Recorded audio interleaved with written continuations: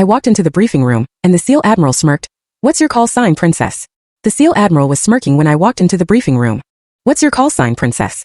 The question hung in the air, followed by a wave of laughter from the other men. I let the sound die down before I answered, my voice calm and clear. "Reaper Zero." The smirk vanished from the Admiral's face, replaced by a pale shock. He knew the name.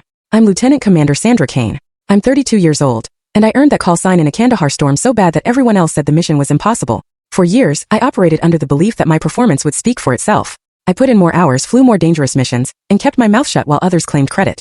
I endured the quiet disrespect, but when a SEAL Admiral tried to humiliate me in front of 40 fellow officers, calling me a princess as if I were just playing dress-up, I gave him my call sign. The moment he understood its meaning, the entire room went still. Have you ever been so profoundly underestimated by someone who had no idea who they were dealing with? If you've ever had to fight for your place against a tide of doubt, you'll know what happened next. I come from a military family, the kind where discipline was served with breakfast. My dad, a Navy mechanic, had me disassembling engines before I had a driver's license. My mom used to say I knew how to salute before I could form a full sentence. Our home was a constant mix of motor oil and freshly pressed uniforms. Dinner conversations weren't about school or friends, they were about deployment schedules and maintenance checks. I learned young that precision was everything, that taking shortcuts could cost lives, and that respect wasn't given. It was earned through action. By 17, I was pushing myself harder than recruits twice my age. I'd run 5 miles before the sun came up, spend my weekends on the firing range, and devour flight manuals like they were novels. My friends called me obsessed, and maybe they were right. But for me, the Navy wasn't just a career choice. It was my inheritance. My grandfather served in Vietnam, and my father dedicated 20 years to keeping jets in the sky. It was the family business, and I was born to do it. Right after flight school, I joined the Special Operations Aviation Unit, the quiet professionals who worked in the shadows alongside the SEALs.